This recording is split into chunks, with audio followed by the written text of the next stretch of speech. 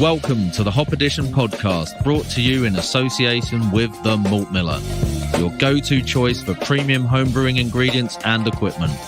Whether you're a beginner starting out or an experienced brewer, the Malt Miller has got you covered. So for top quality products and customer service, jump over to themaltmiller.co.uk and tell them the Hop Edition sent you. We would also like to thank all our Patreons for their continued support with running and developing the pod. If you would like to become a member and gain access to exclusive perks and benefits, head over to patreon.com/the Hop Edition. Now it's time to get this pod started, so crack open a homebrew and enjoy the episode.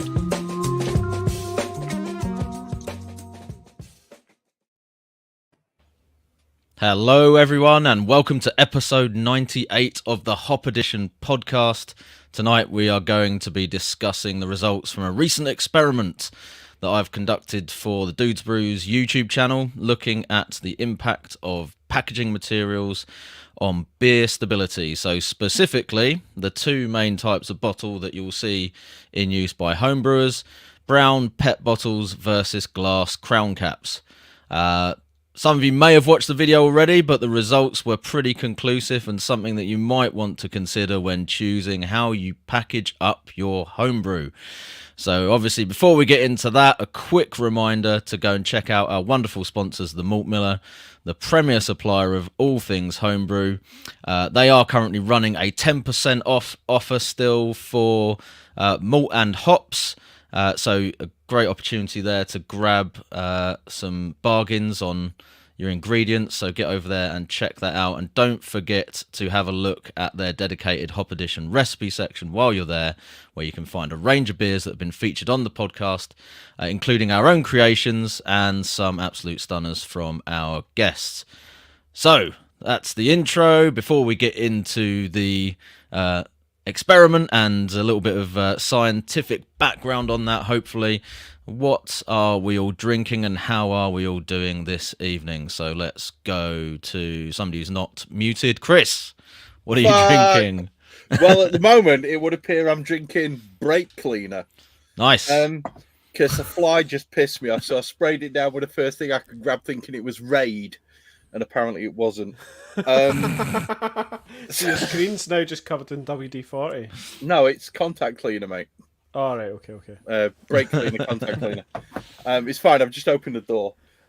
So I'm drinking a very clear, very clarity-esque beer, which is a Pilsner Vienna base, like I always use, with Jester and Harlequin that was fermented out with. Oh fuck! What did I use for this? Hang on, 2 ticks. But anyway, it's bloody lovely, and it's near enough dead. There's was only it a Kvike? few. It was not Kvike. It was not Kvike. Oh, hopping pills. Oh, I yes, used hopping pills. Very nice beer. Very tasty. Crisp, clean, decent bit of body. Is there a bit of sweetness as well? There's always a bit of sweetness because of the Vienna, but there's not loads. Pills. There's not a load of sweetness now. No, but just nice. Oh yeah, it is. It's lovely not beer. Super dry. No, it's a gorgeous beer. Yeah. But it tastes really nice, and I'm getting loads of that kind of fruity flavour that you normally get from Jester and Harlequin. So yeah, nice beer, cracking, superb, Awesome. Recommended. Out of 10, I'd give it 1. Strong opening. Yeah. 1 out of 10. Sorry, out of 2, I'd give it 1. Okay, slightly confusing scoring. Over to Owen. Have you never heard that saying? Out of 2, I'd give her 1. Yeah. No? Okay. Yeah, I've heard it. I knew exactly where you're going, but you'd messed up. I did. I fucked it up. I'm not blew the punchline a little bit, to be fair. It's all in the delivery, as they say. Right, I'm drinking the opposite of what Chris is drinking, a very non-clarity beer. So this is the newest beer that I've made, which is a New England Pale, which I fermented out with a new yeast I'd not used before, which from WHC called Sweet Release, which is their low attenuating thiol release yeast. Okay. So it's kind of pretty standard sort of New England grist. It's only about 5%. It's Citra, Mosaic, and Luminosa. Don't know if you guys have heard of that hop. Nope. Kind of Well, one I've of heard the of it, but I've slightly never used it. newer Yeah, hops. not used it yet. And I'm not sure about it. And the reason I'm not sure about it is because every time I've tried to use a thiol releasing yeast, is the impression that I get is just there's an off flavour in it. That's the impression that I get. It's kind of like this, what I always tend to get, like this really strong apple aroma, which just makes me think that it's wrought with acetaldehyde. Is it like a slightly sharp, tart apple kind of thing? Yeah. Almost it's sort of bordering kind of grapey. Yeah. Yeah. And I've decided I just really don't like it. Yeah. And it's just annoying. So I'm done with thiol releasing yeast, so you can go do one as far as I'm concerned. Because I can't seem to get a particularly good result out of them, or if that is actually the result, I don't particularly like it. Which is annoying, because this is only the second pint I've got out of an entire keg. So I've got a lot more beer that I'm not probably going to really enjoy that much, which is slightly annoying. But you live and learn. I'll Clean still the drink drains it, with it, man. obviously. No, I mean, it's not that bad. Yeah. But, let's calm down, Chris. Beer mail. beer mail, yeah. Well, everyone, send me your address. I've got a whole keg to go pet with. bottles. Yeah, all in pet. Yeah, expect some brown. Expect some brown beer. That sounds like what would really improve that as a good bit of oxidation on it. That's, yeah, I that'd be reckon it would perfect. actually. Get it down a little bit. Yeah. It's not terrible. It's just slightly off-putting. But the thing is, and I know it's not acetaldehyde because I pitched dry yeast. I pitched lots of it. Yeah, it's not. It's the thiol. You're right. It will be. Yeah, it's just annoying. Yeah. Anyway, You might find someone else will like it. maybe. Yeah. I'm not posting a whole keg to Scotland. No, you're right. What are you on, Andy? I'm on my what Chris would call the mixed germ. It's really, really good. I don't know. It's so nice. It's just got that mad pineapple vibes in the oak, and just and it's so crisp as well. It's super, super clear, and yeah, really enjoying it. I took it to the barbecue today, and it's a kind of older bunch from the church, and I'd brought my CF beer, the pale, still got that, and it was like was it the guy was John? He was like, oh yeah, that's nice pale, easy drinking, and then I gave him this because we took a bottle and halved it, and he was like, that's really good. And I think because he's quite a wine drinker as well, it was like, yeah, that would make for sense. him, he was like, oh my word, yes. And then he was even like he was like, is it okay if I finish that? I was like, yeah, bar in. So yeah, so no, it's excellent, and yeah, I've got more of it in the cask. So I did a refill, like a Solera thing, and I even pitched some more of that. Was it the Brett one? Was it The Omega Brett blend, wasn't it? The Brett blend, bring on the funk. So I put that in as well. Oh, so cool. see if we Bring get on some the funk. more Bretty Is funk. that You are Bring on so the funk is like fucking tight. the super funky one, isn't it? Tight. And why did you only take one bottle to a barbecue? I didn't. I took like 6. Fucking hell. But Made it was all sound like different- you only took one. No, I took all different ones. Yeah, so you did take more of the beer that everyone was going to like, just, emptied the kegs, yeah? No, well, you don't know with Brett the funky beers. So Yeah, not And always then- a crowd pleaser, is it? To be yeah, fair, so I kind of brought a couple of Agreed. outliers. I brought the MP as well, but everyone's like, oh no, I don't like stout. So I was sitting at the end with my. I get that all the time. You can't really just nice. can't give away any dark beers if they're not like Yeah. seasoned drinkers. Like, oh, I don't like dark beers. Well, even some of the like- seasoned drinkers just don't like dark beers. Yeah. It's a bit like it's a bit like trying to crack out a mixed like Cantillon, sort of. Cantillon or Yeah, something yeah, with yeah. like non-craft drinkers, and then go, Yeah. they'll go, oh, it tastes like cider. Yeah, what the fuck is that? Your beer is rank. No, that probably one not that wrong, one to went be down fair. well. Good. Some beer people have tricky. no taste. I reckon we've just gone too far up the bum of craft beer. That's it. That's our job. We're you in know the what I niche mean? of the niche. We are. The niche of the Snap niche the crevice. banjo string, boys. That's the problem. You've snapped it. When you're drinking a beer that you sort of go, oh, that's I'm not sure I'm developed enough to really appreciate that.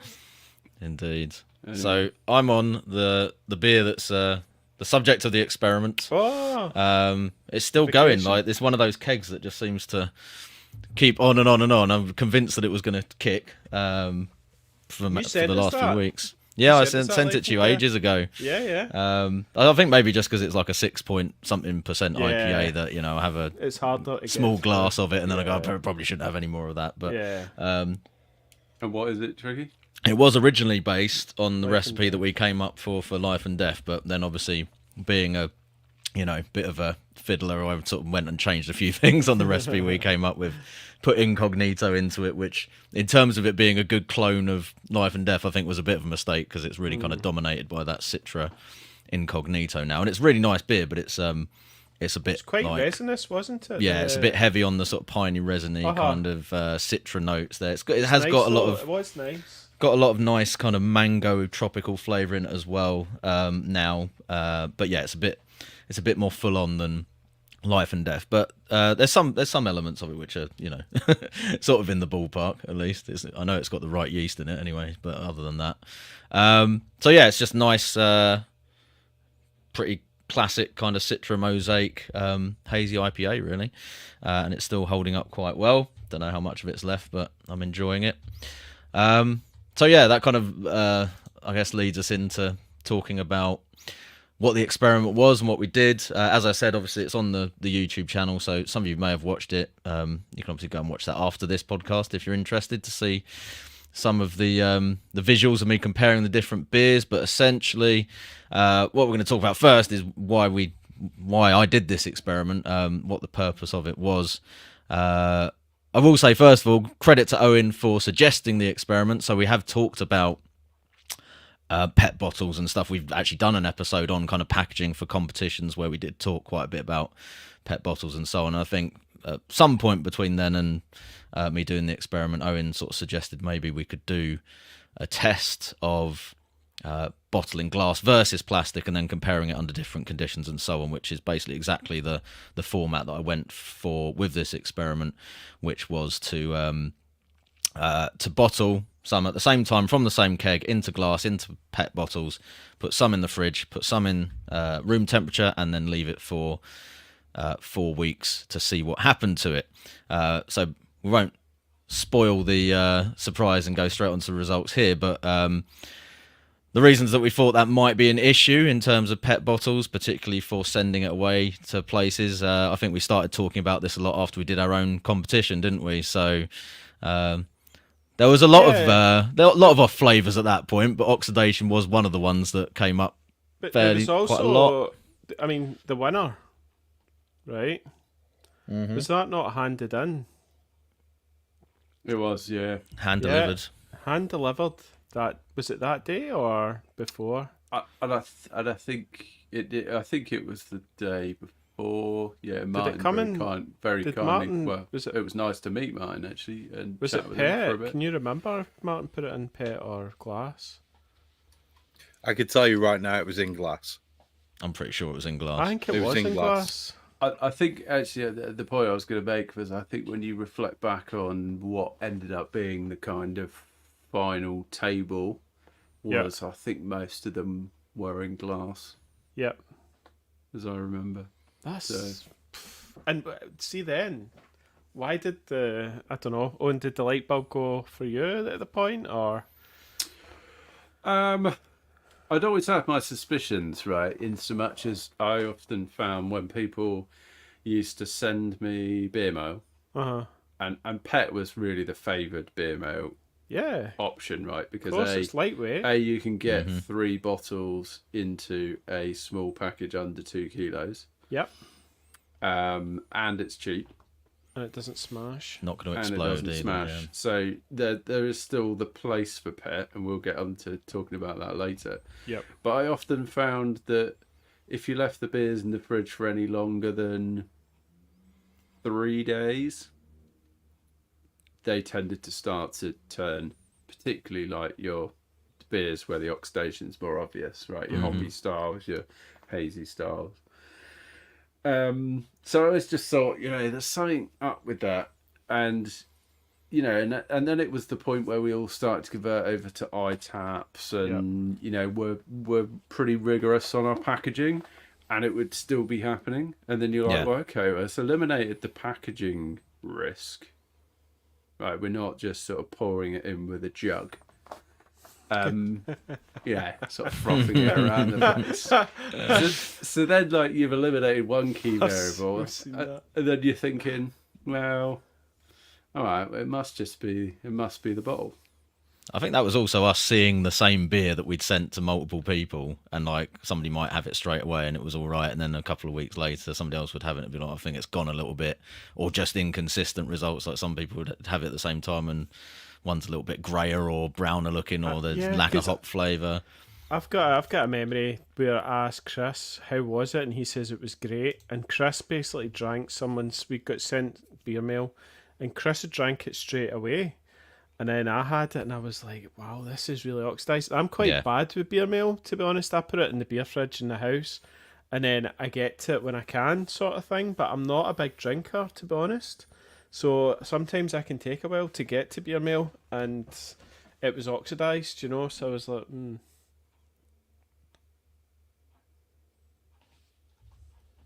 Yeah, I think it was something that we're all sort of probably seen in terms of beer mail for sure. Our own experience at the competition.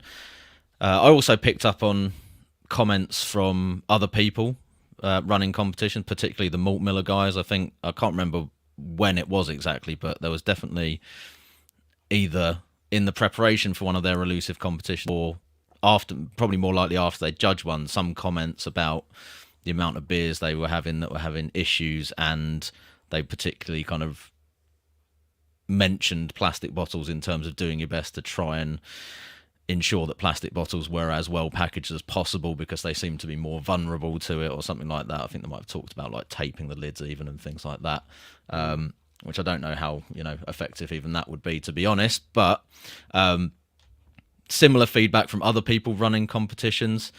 And then, of course, there was, sort of like feedback from competitions for my beers. I don't know if any of you guys got feedback from comps where you'd get, maybe feedback that you were a bit disappointed in or didn't quite match up to what you were drinking at home off of the tap.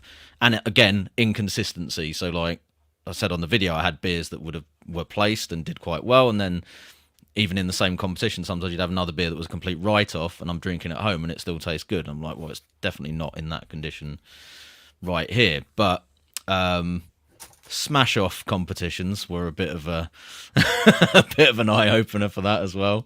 There's certainly some videos on my channel from back in the day where you can see some really bad examples of oxidized beer. I mean, at that point, it was there was people maybe had the bottling ones, but then you were just bottling off the tap. Some of that, some doing probably bottle conditioning as well, and I mean that's a separate thing that we could probably talk about. In theory, it should be, but I guess again, depends on the bottling process leading up to that and how much oxygen you're introducing.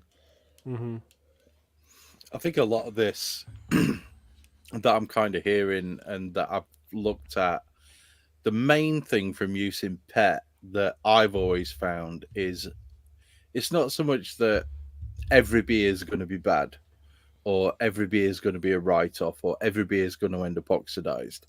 For me, it's always ended up being more of a case of the inconsistency within it means it's not something that, if I'm sending out a beer mail to 8 blokes, then fine, you're all going to get PET. deal with it. Drink it quick, boys. That's all I've got to say.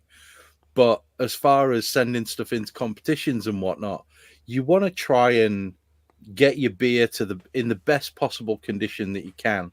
And the last thing that you want, and for me, one of the beers that springs to mind here, Tricky, is, do you remember you sent us a beer that had been in a competition and you'd got like really bad comments about it not being great and all this sort of stuff? And we drank it on the podcast and we were like, fucking hell, this is amazing. Yeah, it was a New Zealand Pils.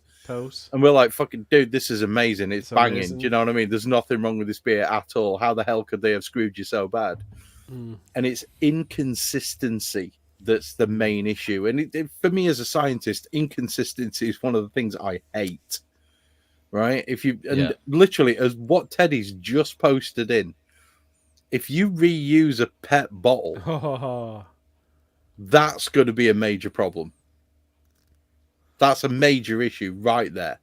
So I think my approach of always using brand spanking new PET is probably a good one. But if you're going down the route of wanting to produce or sending people, even if it's just beer mail, sending people the best beer that you can, consistency is what you want. You know, you don't want it making its way to Scotland and Andy saying it's shit, and then it ended up in Wakefield and me saying, do you know what, this is a banger, I can't see anything wrong with it. Because then you're just confused. You don't know what your variable is. So consistency is key. And on that note, consistency is obviously most key when it comes to kind of commercial brewing. And, you know, kind of the elephant in the room as far as PET bottles is who uses PET bottles to package commercial beer. And I couldn't come up with any answers to that one. So, well, drop the mic. I think we just finished the podcast. Yeah, there we go. I did say that I have seen over in, I think, Russia, that they do have PET beer. But I'm sure they do. But it's almost like they fill it up there and then you take it away. Oh, they use it like growlers. Yeah. Yeah, I think you probably see a little bit of that. Yeah, maybe in like craft bars and stuff. Takeaway. I'm sure my local craft place used to do. I think they used to just have milk, like old milk cans.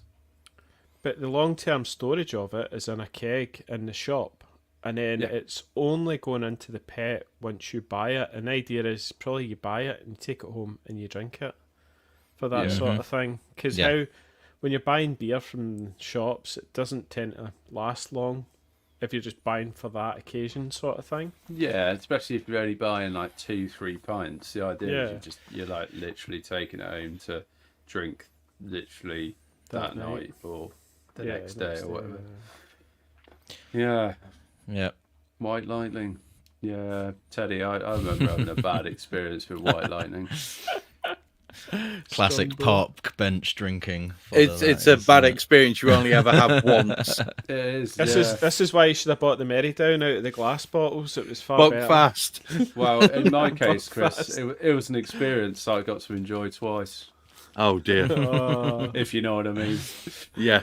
Lovely. That night and the following morning. Or twice that night. It was twice that night. Skills. Lovely stuff. So tricky. I had a downing competition with a girl who was drinking Lambrini. Mate, did you win? I can't remember. I puked everywhere, so I doubt very much I did win, to be honest. Yeah. Okay. Let's jump into the actual meat of this one then.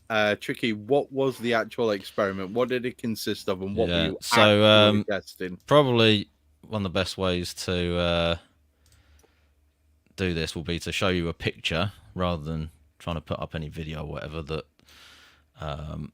will illustrate what I did pretty clearly, and it will kind of show you to an extent the results here as well. So yeah, we had the 4 bottles there, and we've got all of it bottled off of the keg, which you can see the control sample in the middle there for. A bottle in glass, a PET bottle for each one, one set cold stored and one set stored warm for a period of 4 weeks. So obviously the idea behind that was to see what the effect would be under kind of optimum conditions with the 2 packaging types compared, and then what would happen in kind of suboptimal storage conditions, which might reflect how the beer might be a little bit mistreated if it's being sort of sent around the place, or going off to a competition and in the back of a warm van or something like that, or a courier warehouse or post office or whatever it is. But also just to kind of accelerate the process as well, so we could maybe see a sort of further down the line what's going to happen, because the heat itself isn't necessarily going to add any extra deterioration as such. It's mainly just going to accelerate the processes that are going on anyway, on the whole, although it can obviously help. It can increase the rate at which flavour compounds and things do break down as well. So that was the experiment in a nutshell, and as you can see from the image, just colour wise, that there are some some fairly obvious kind of differences straight away, just visually. It was all done, just need to mention, obviously it's all done on a counter pressure filler, the ITAP. It was a hazy beer, which was chosen because that would be the one that would be kind of most obvious, the effects of any oxidation, which was the primary factor that I was expecting to see a difference with. The process was the same, so I made sure all the bottles were kind of flushed with the CO2 the same number of times, all that kind of stuff, all of them capped on foam. And I think in one sense it kind of justified the process of closed transfers through to the packaging stage and reducing, trying to maintain that closed environment for the fermentation and through to the keg to reduce the O2, because certainly in terms of the cold stored glass bottle, what I found was that the beer in that sample versus the keg was virtually identical, and there wasn't really any change there. So it kind of justified that process as long as you were using a glass bottle. Obviously the issue was that the PET bottles didn't seem to fare so well. The other glass bottle that was warm stored seemed to have a difference in flavour, but it wasn't an obvious off flavour, and the colour was pretty much the same still as well. So it didn't taste to me like it was oxidizing as such, but it did taste like the hop flavour was kind of changing. But you'd expect that, really. Yeah, it kind of went a little bit more almost like West Coast in nature, so it sort of lost some of that bright fruitiness and became a little bit more, really the easiest way to describe it would say it just became a little bit more piney and resiny like a West Coast beer. But, it's been in a bottle in a warm room for 4 weeks, so it's, they all beer manufacturers or breweries would say store your beer cold for that reason, that the flavour's going to start to change or drop away. It could be the reason why supermarket shelves full of craft beer which isn't refrigerated might not be yielding the best results either. But it was still, I didn't have any issues with it in terms of it not being pleasant to drink or anything. It just tasted a little bit different in terms of the hop character. So I was really pleased in terms of how both the glass bottled beers actually came out, again in terms of sort of justifying that bottling process and using an ITAP and doing the best to try and keep the closed transfers consistent all the way through the process. And the results for the PET bottles kind of confirmed my suspicions and concerns that we'd all talked about, in terms of there must be oxygen getting in here via the actual packaging material, because there's no other explanation essentially for it in terms of the difference there. That was the variable at play, was obviously the packaging material, and we can see the results there. So in the video I talked about it, but the one that was cold stored had definitely suffered some oxidation in terms of flavour, and the colour wasn't too bad on it, but you can see in that picture there was a little bit of a difference. It wasn't completely brown at that point, and then the one that was warm stored was obviously deteriorated a lot more, and that really did taste like a badly kind of oxidised beer. The question that just came up about caps, pretty much all the Crown caps that I've got do have the oxygen scavenging liner in them, so they would have had that on the glass bottle, so that may well have helped if there was any oxygen introduced either during the packaging process or already in the beer. The plastic bottles, which actually this is an important probably point to make, these particular type here I don't think have a oxygen scavenging liner inside them. Some plastic bottles like the Cooper's ones will have those in them. So is that one of those ones for that type of bottle, Andy? No, so I'm just showing you the ones Yeah. I've got. It just goes straight on plastic. Yeah, so straight onto plastic. There's nothing. Yeah, so there's no nothing liner there. in there, unless it's integrated into the plastic itself in some way. But I doubt Just to jump in, based on my research, the liner tends to be inside the plastic of the bottle, not inside the lid. that. Okay. So yeah, this may be an experiment that you would perhaps want to repeat with different types of bottles. I don't know whether the Cooper's ones are superior in that aspect in terms of oxygen scavenging or the grade of PET material that they use. We'll get into that a little bit more, I think, when Chris starts talking about the material science behind this. Science. And what the actual reasons are for oxygen being able to migrate across that type of barrier. But that's one aspect where these particular bottles, maybe they're not the best, but I think there is an implication here for kind of all kinds of PET bottles that you're probably going to get over time oxygen transfer. And even if you've got a scavenger in there, eventually that's going to be overwhelmed, right? It's not, Chris, maybe jump in here, but it's not going to be something that's just going to continue absorbing oxygen forever. No. There's a limited reaction rate within there. Once you run out of reactant, you're going to run out of the ability to scavenge. Yeah. So it could be, could help certainly in the short term, but it's not going to guarantee forever that you're not going to still have these issues. So yeah, that's what I did.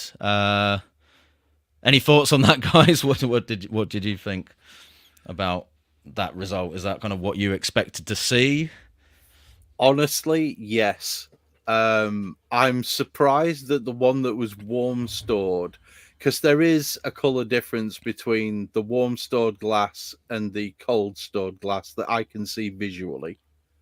It's not much of one, but you can see a difference. It's tiny, but there is one.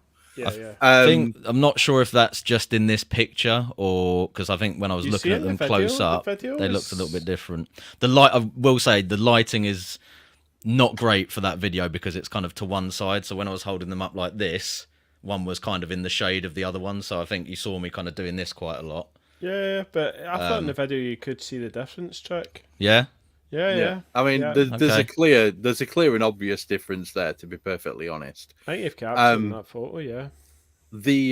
The results are pretty much exactly what I expected, and even if you just look at this, right? So look at the cold stored PET, and then look at the warm stored PET, and there's a difference even between those two. Yeah, definitely. Yeah, right, and that again is clear and obvious. And again, that comes down to basic chemistry, which is, increase in reaction rate due to temperature and pressure. It's obvious. But I am surprised that there is as little a difference between the warm stored glass and the warm stored PET. Really, I would expect the difference between those two to be much greater than it currently is, which I'm saying this is a good thing, Tricky. That clearly shows that your bottling method is very, very tight and very, very good, because I would expect the warm stored PET to be the same color as a fucking glass brown bottle. No, I was expecting that as well. I think I said that in the video. Like, I thought it was going to go way further than it had. Yeah. The flavor was worse than the color change. I would say would be the main thing on that one. Bad. It was pretty bad. What was it? Sherry soaked cardboard, I think, was the thing that I said for that. Yeah. Wow. But it was classic, like oxid. It would be like if I wanted to show you somebody what's an oxidized beer tastes like, that would have been a perfect one to give them as a taster sample. Yeah, which I think sort of may explain some of the observations we made off the beers that arrived in PET for the competition that we ran, which was in the summer. Yeah. So if you're posting beers when the weather's warm, you basically got the combination of those two things. And it's no great surprise, as Tricky's demonstrated through his experiment, as to why your beers arrive in a brown, undrinkable state. And the feedback you get is oxidized 12 out of 50. Yeah, and I think we saw a real range as well, because there was obviously beers that were, pretty badly oxidized, and we kind of picked that straight away. But then there was also a lot of beers I thought in our competition where it was just like flavor was lacking, or the hop seemed to have vanished, and it wasn't necessarily visually obvious, but I think there were certainly beers that would almost certainly have been drinking far better in terms of that flavour I thought impact. straight after that comp, I was like, I need to start doing comps because like I can brew better than that. Yeah, but the fact of the matter is, could you brew better than that, or could you just transport it better than that, Andy? Well, that's it. Now we're finding out that actually, okay, I can brew better, but then did they brew better as well? And it's just been just the packaging that we're all messing up here. Because This is a huge thing. This is a massive thing. Massive. Well, I said it on the video, like prior to me switching to glass bottles, I had like maybe 2 rosettes on that shelf. Why Since did we switch? it's gone a lot better. Guys, why did we switch to PET? Because of the Because it's ITAP. cheap. No, ITAP came out, right? And it's cheap. But where did ITAP come from? We said Russia. earlier, Russia. Yeah. And what did Russia do traditionally? They bottle in PET. So this is came out of Russia, came over here. We've all jumped on it, and then it's only 4 years later, starting to come to a head. Actually, 4 years is barely the blink of an eye in human evolution, though, Andy. I mean, in brewing evolution, it's a tiny drop in a massive ocean. Chris was only just pulling back his foreskin at that point. The banjo string was still intact. So I've got a question for Tricky. What was the? Because I'm sorry, I haven't watched your video. You didn't do the homework task, Owen. I am shocked. I'm sorry. I was trying to watch it. You do, yeah. You get a golden star, Andy. Well done. Well done, Andy. 10 points for Gryffindor. I was interested in what the flavour difference was in the glass from cold to warm. How significant was that in terms of, obviously the colour's not significantly different. Yeah. But what was the perceived aroma and flavour impacts? So to me, there was a difference. And I was saying to the guys earlier, it didn't come across to me as like, obviously minor oxidation may have played a part, but it didn't come across to me as like, oh, that's oxidized. It was, the easiest way for me to describe it would be to say that the glass bottle that was warm stored had started to take on more of a kind of piney, resiny, kind of West Coast almost like flavour profile to the hops. And it had lost some of that kind of like bright hop flavour. So it was kind of what you would expect for I guess a beer that's not been stored under optimal conditions. The the freshness of the hops and the freshness of that kind of fruit flavour had maybe dropped out a little bit, but it still tasted in reasonably good condition to me. I thought that one might have gone downhill a bit more. In fact, some people may have even enjoyed it more in that kind of flavour profile. But it was, oxidation may have played a part in that, but it wasn't to the point where I was going like, that's definitely oxidation that's caused that. It was more to me like, that's just the beer that's kind of aged much more quickly because it's been in a warm room for 4 weeks. So again, I kind of saw it, even though it had changed, as a bit of a win for like the ITAP and the packaging process, because it's like, it wasn't, certainly wasn't undrinkable or a bad beer in any way. It had just changed a little bit, and it was pretty close, considering that's quite a drastic difference to have 4 weeks at 20 plus degrees. But I think under those this storage conditions. That's a really interesting observation, right? It's an interesting experiment because we're introducing 2 different variables that we're trying to demonstrate here, aren't we? Which is temperature and like packaging format, right? But the thing that really gets me is supermarkets have cottoned on to craft beer, be it most of them stock fairly run-of-the-mill shit craft beer like Brewdog and all the rest of it. Not that I'm saying all beers from Brewdog are shit, but the ones in the supermarket tend to not be that great. Yeah. It's not the best example. Beers from Brewdog bars tend to be much better. Yeah, in my opinion. But what they don't do is cold store them. Whereas you go over to America and you go into an off license and all the beers are in fridges. Mm-hmm. And I don't know if you can buy beer in supermarkets in America. You can buy fucking chainsaws, guns, and powerboats in Walmart. I mate, don't so know I'm if you damn can sure only they sell buy beer. alcohol in you off may be license. Oh no, It's you can on- buy it in supermarkets as well. Yeah. So I'm fairly certain that they then put them in fridges as well. Is it That liquor might not. stores? That The might vast not be majority of true. stuff is Who in a knows? cold store. Yeah. Let's look But at least they're a bit more forward thinking in terms of keep the beer cold. And I think, we ought to just like send a link to the podcast to Tesco's, Sainsbury's, Morrison's, Asda, and just go, guys, please, for the love of God, just buy some fridges, put your beer in it, please. No, I want to jump to the defense of one particular supermarket, and that is Morrison's, because my local Morrison's, all of the top end hoppy craft beers are all in a fridge. They are That's refrigerated there. Respect. Sainsbury's, however, are a useless bunch of twats because all their shit's on I've shelves, never seen that. and it's so far away from the refrigerated section. It's literally in Yeah. my local supermarket. It's Yeah. one end of the store for beer and the other end for cheese. Like, cheese is more important than beer. But yeah, It's to make you walk there and buy other stuff, Chris. we're so walking that's- down every that's the aisle trick. anyway, man. Yeah, it makes So- you see all the products. Yeah, Yeah. I had that commercial beer on the last podcast, didn't I? And I can't remember what it was. But that was Memorable from beer then.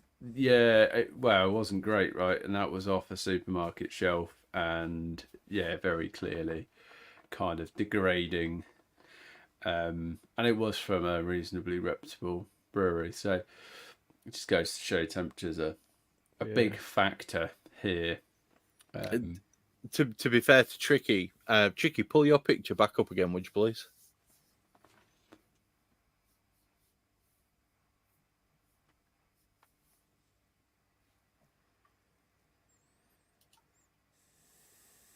Sometime during the reign of the current monarch, Tricky. Thank you. There we go.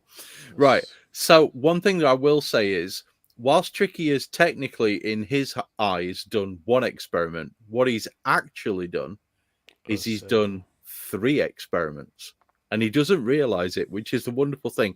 And I'm so proud of you guys. Owen, using the term 2 variables, I could hug you and give you a kiss right now, mate. I could. It's almost like my bullshit science is wearing off on all 4 of you.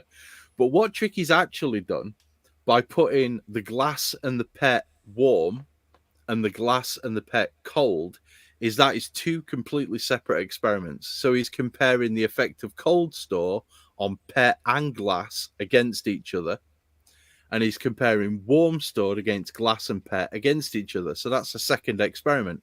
And the third experiment that he's pulled, by having the control variable in the middle, is he's gone, how do any of these 4 beers, howsoever they're stored, compare against what we would consider to be, and I know Tricky's process is exactly the same as mine, the de facto 0 oxygen, always in a fridge, kept at, I don't know what you serve at, mine's at 6.5. In stainless. Yeah, In 5 stainless. degrees. It's kept, and it's as Under pristine as pressure. it's going to get. It's never been anywhere near oxygen, that beer, since the moment he pitched the yeast. So you've got all these experiments all in one, and you can pick and choose your comparison, and you can pick and choose your result. And it's a wonderful thing. And my heart is swelling with pride that even though he's bald and he's got a crappy grey beard, he's chosen to do the right variables at the right time. We'll make a scientist out of you yet, Tricky. Well, thanks, I think. Cheers, Come. Chris. But yeah, no, Always. he's done a cracking job. So as far as I'm concerned, it's beautiful. Now, one of the things that I want to talk about specifically at this point is the implications and the reasons for the results. Now, I'm gonna drop you off the screen, Tricky, your little picture, because it's a wonderful picture, Oh, and I'm no gonna let you worries. finish. We need some graphs now, don't we? We need some graphs. Now, I have done some research, and there is a company called Pyroscience who do specifically oxygen sensors. All right. And they deal with oxygen sensors for the beverage industry and for other industries as well. And I'm giving them a shout out because the graph that they've left on their screen. No, that's not working. Right, Vicky, Try again. stop sharing. Stop sharing your picture. Yeah. You should Right. be able to do yours now. Okay, right. So look at this graph, people. If you're listening on Spotify, you're going to have to go to YouTube to see this bit, okay? So there's 3 different main types of material that are used for bottling in the beverage industry. One of them is HDPE. The other one is PET, which is I can't remember what it's, polyester something or other. And then polyethyl, something phthalate, whatever. And then you've got glass, obviously. Now, this image that's currently on the screen, so all you guys who are watching live and everybody who's looking on YouTube, just look at this. So on the left-hand side, the y-axis is oxygen in milligrams per liter, right? The bottom one is the number of days. Now, if you look at the HDPE line, after about 5 days, HDPE is absorbing 7, as near as makes no difference, 7 milligrams per liter of oxygen into whatever is in that. That is going to absolutely mutilate a beer. You're going to have to drink it literally the moment it's put in the HDPE to get something even remotely resembling fresh out of that. And it just gets worse until it reaches saturation point at roughly 25 days when it's not really absorbing anymore. And I would be willing to bet dollars to pesos that's because the liquid inside that bottle is saturated with oxygen now. You're not going to get any further transfer because it's saturated. Now, if you look at PET, which is the yellow line, after about 5 days, there's not really that much difference between PET and glass. All right. Which means if I send you a beer mail and you drink it in the first 5 days, realistically speaking, you're going to be getting as close to what's come off my keg as possible. But after 20 days, there's a massive difference. After 30 days, it's even bigger. And after 40 days, it's going up. And I would bet money if you were to extend that out to maybe 120, 130 days, it's going to be pretty close to the HDPE. Yeah. Right?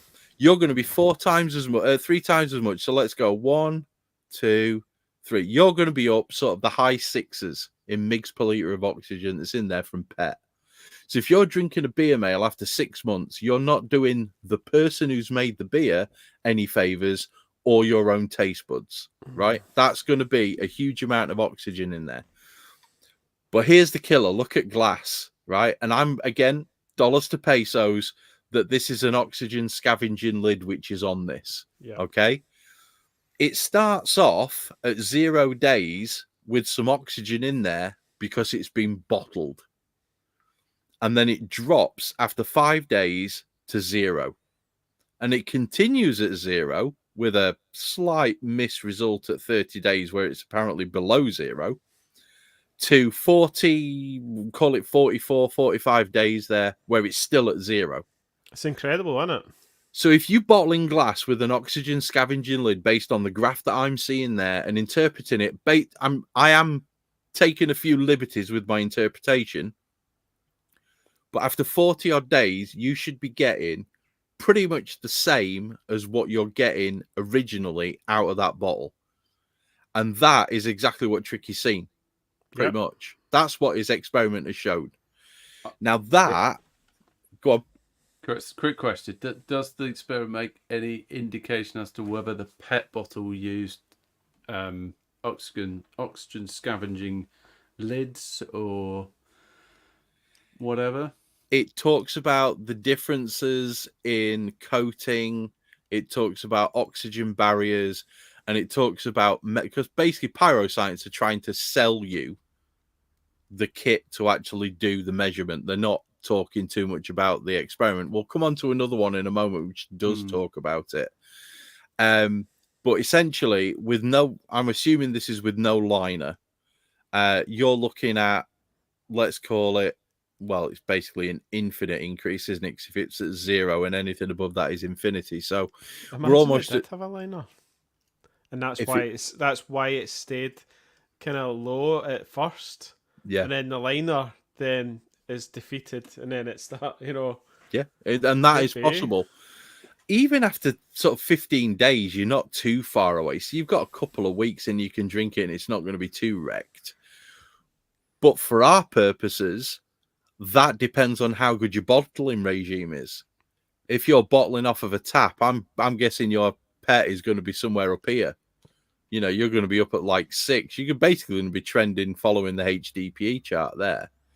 But what it does show, and the information that we can take from this with absolute certainty, is glass is better than PET, which is better than HDPE. That graph shows that without any, you know, there's absolutely no way to misinterpret that data, which I think is bloody beautiful. Yeah, Now, super cool. do you want me to just keep going so that we can get the science over and done with, and then Owen and Tricky can wake up? Yeah. Right. So Well, let me just jump in for 1 second, Chris, because I think obviously we're talking about permeability and stuff. go on then.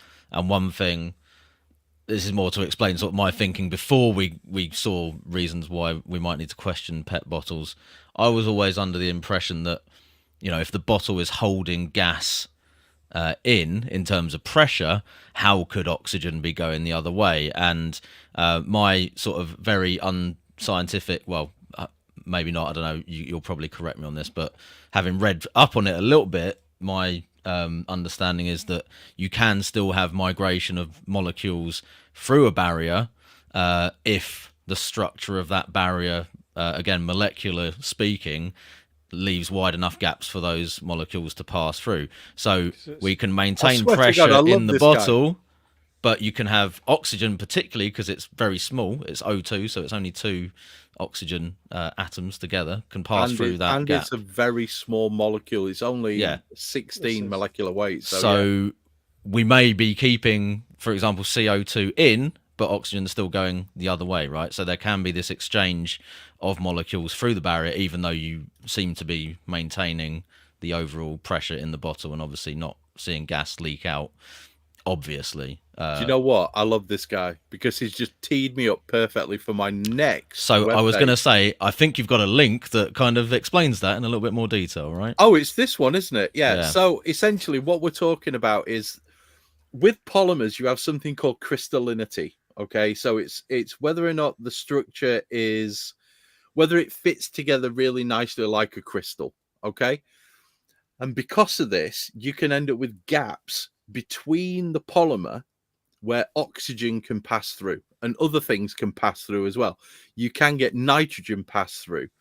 And in some of them, you can even get carbon dioxide passing through. Okay.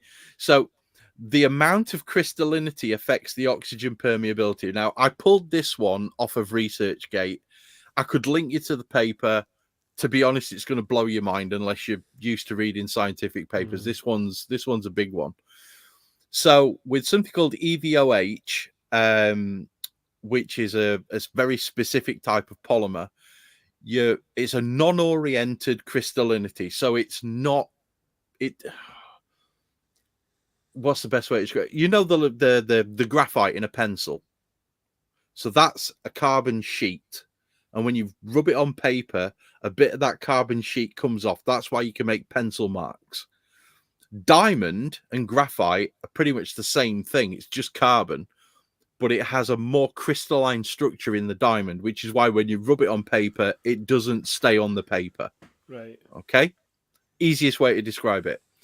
So an increase in crystallinity makes a smaller gap between the sheets and between the polymer molecules. And so you end up with a lower permeability. Okay. This is going to pay dividends when I start talking about glass. So EVOH, non-oriented, 58% crystallinity, you've got 0.71, which is cubic centimeters per mil, or cubic centimeters per millimeter, I think that's supposed to be, per 100 inch squares per day at 1 atmosphere, okay? Which is, everything's done at 1 atmosphere, because why would you do it at higher than that? Mm-hmm. So 0.71 at 58, 0.25 at 68, 0.15 at 70% crystallinity. Now, they're different orientations, but for the purposes of what I'm talking about, that's kind of irrelevant. So that's the smaller the number there, the better.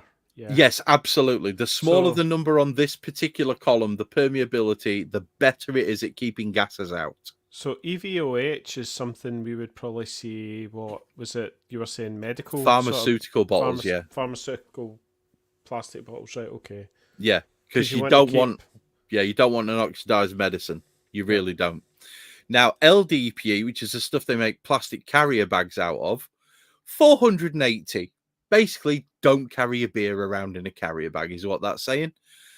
But you will see as the crystallinity increases from 50% to 75%, you get a concordant reduction in permeability. Now, PET is the one that we're interested in. 10% crystalline PET, which is the super soft PET bottles, you've got a value of 10. The 50% crystallinity, which is the slightly stiffer PET bottles that you can get, with 5, so we're half of what it is. So that's an important thing to take into account, because the crystallinity of glass is 100%. Sorry, Owen, you got your hand up? That's what it comes down to now. This is like a science lesson, isn't it? Excuse me, sir. I've got a question. Yes, Bucket? So when we talk about 10% and 50% crystallinity PET and the soft and the hard, are we talking like 50% that like hard Coke bottle, like really tough? Essentially, and 10% the PET that we tend to use to put beer in. I don't know what the PET is that we use, but one thing that I can tell you is if you take a soft drinks bottle, some of them, when they're empty and you've got the lid off, are more difficult to squeeze. They're stiffer. Yeah. And that essentially is a higher crystallinity PET bottle. Yeah. My classic example is the difference between Tango and Rio Tropical, which is really the only two drinks that I drink. Tango's much stiffer, so it's got a higher crystallinity. Rio Tropical's much softer. It's basically the PET bottles that we use to put beer in. Yeah. And it's much squidgier. And that's the difference. But with glass, crystallinity is 100%, which explains the lack of permeability. Can anyone guess what the permeability value for stainless steel is? 0. That ain't letting fuck all through it. Plus, it's a metal, and more importantly, it is, well, the bonding of the metal is complete. So you've got metallic bonding compared to covalent and ionic. This will be covalent, not ionic, but the different bonding structures have different sort of ways that they fit together, different essentially crystallinity values. So all of this, and you can read up this data if you just go to ResearchGate or go to Google and just type in oxygen permeability values for beverage bottles, which is what I did, and it'll pull all of this sort of stuff up. It's very, very, very interesting if you know how to interpret the data. Now, the last one that I want to show you, because this one's hilarious for me, is polystyrene. The value is off the chart. It's 100 to 150. And again, we're pretty much talking the same units for the permeability, but with a slightly higher temperature. So 100 to 150 for polystyrene. Polyethylene, which they do make bottles out of, is 50 to 200. Polypropylene, which again, they make bottles out of, is 50 to 100. PLA, which again, you're really talking medicine bottles there, is like 10.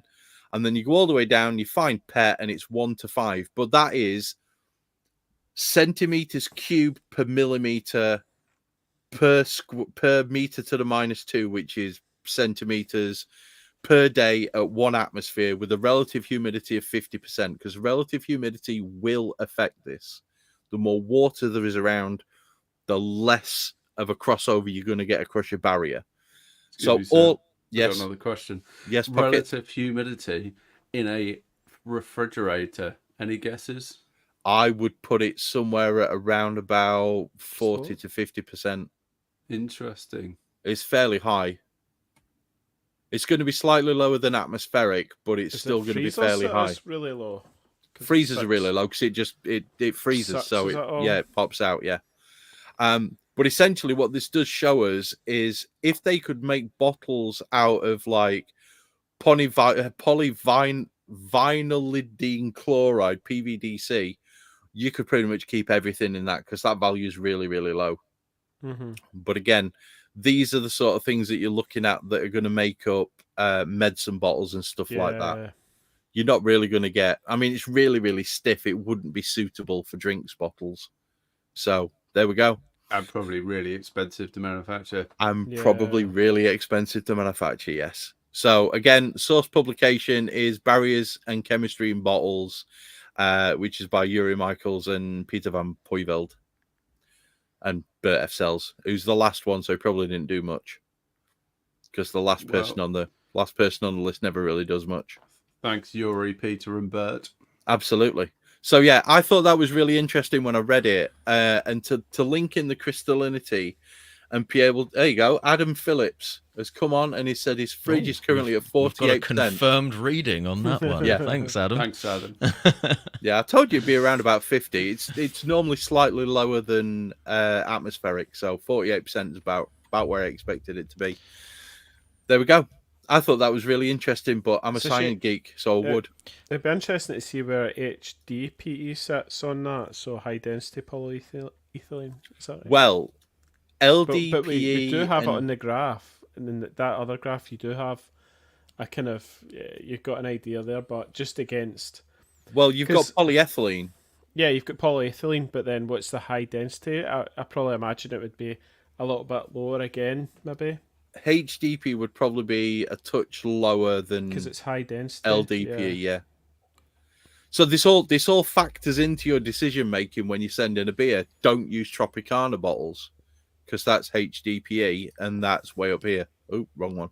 And that's way up here. So don't use Tropicana bottles.